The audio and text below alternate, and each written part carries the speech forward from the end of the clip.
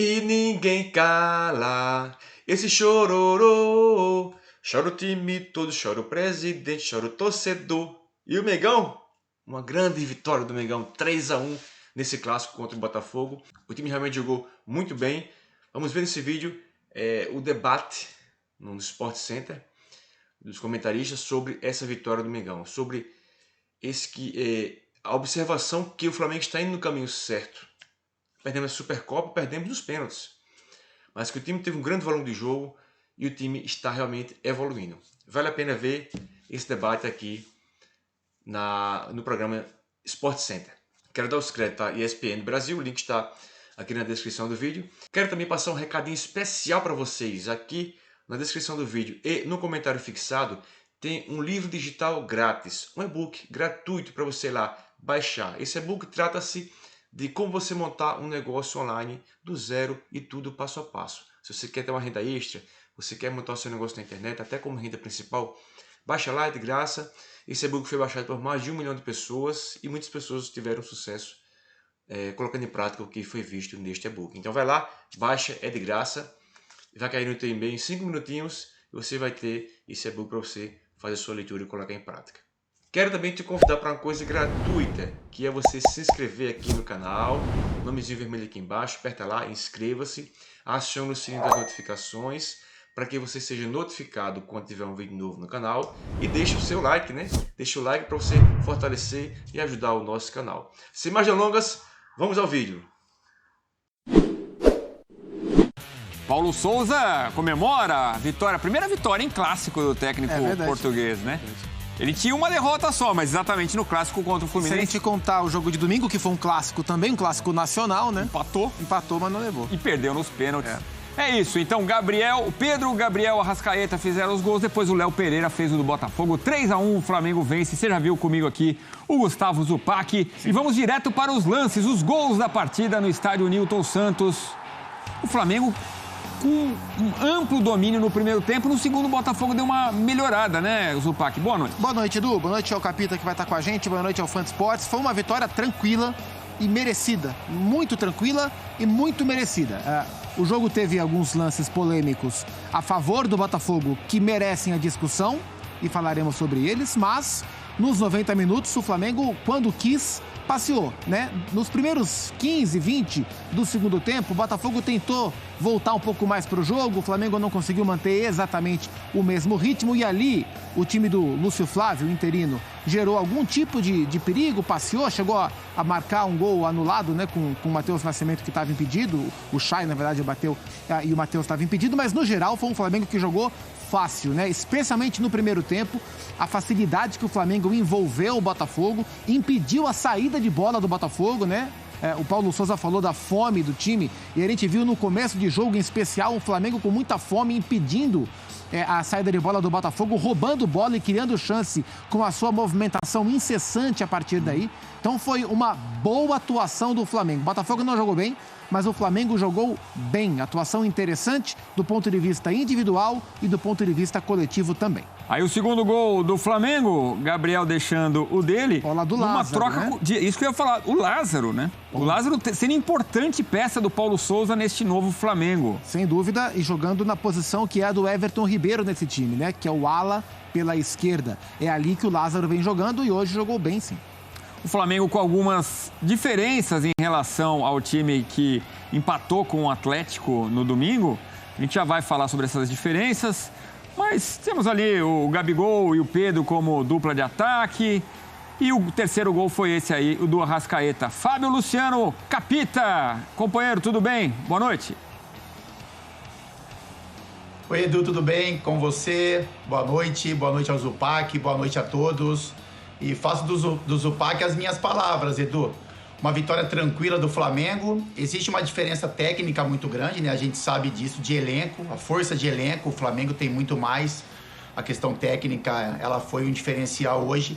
Mas o Flamengo também foi um time mais intenso que o Botafogo, né? Então o Botafogo, para se equiparar ao Flamengo hoje, teria que correr muito, teria que colocar muita intensidade, teria que sair um pouquinho mais de trás, né?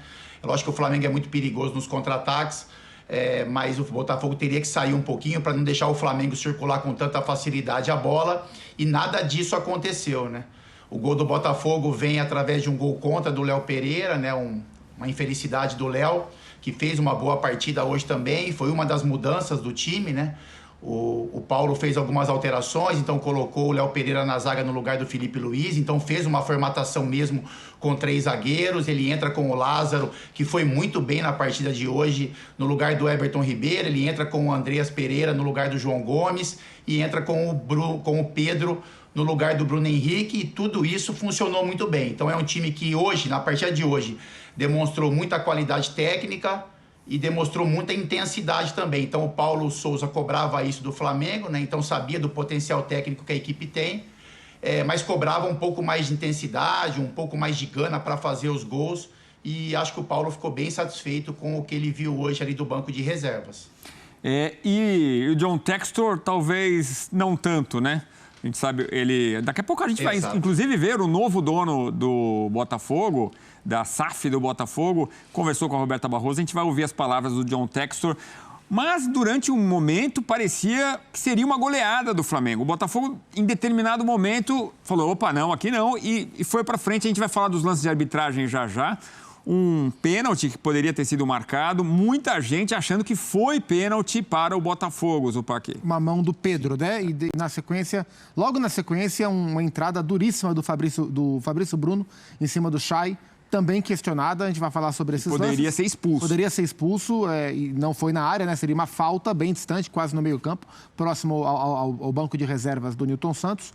E falaremos sobre, mas de largada eu digo que entendo a reclamação do Botafogo, e eu marcaria o pênalti e eu expulsaria o Fabrício Bruno.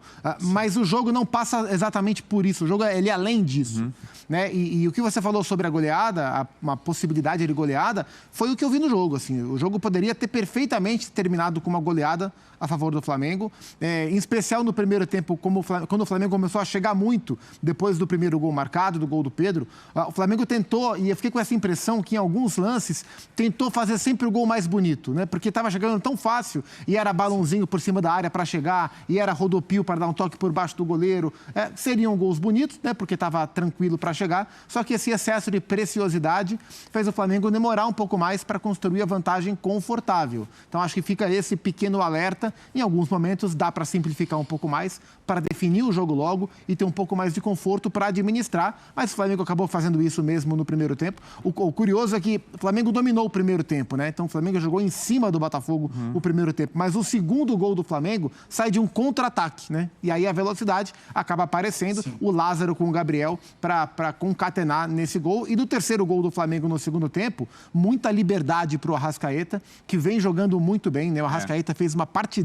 Para mim, contra o Atlético Mineiro, ele e o João Gomes foram os melhores do Flamengo, e ele repete esse padrão, né? Então, dentre todas as observações que a gente vem fazendo sobre as novidades que o Paulo Souza vem colocando, a maneira que ele quer que o Flamengo jogue, o que me chama a atenção é dos craques, vamos chamar assim, dos melhores jogadores do Flamengo, o que mais rapidamente adaptou-se a esse modelo, a essa maneira, é o Arrascaeta. Ele vem jogando muito bem, com regularidade.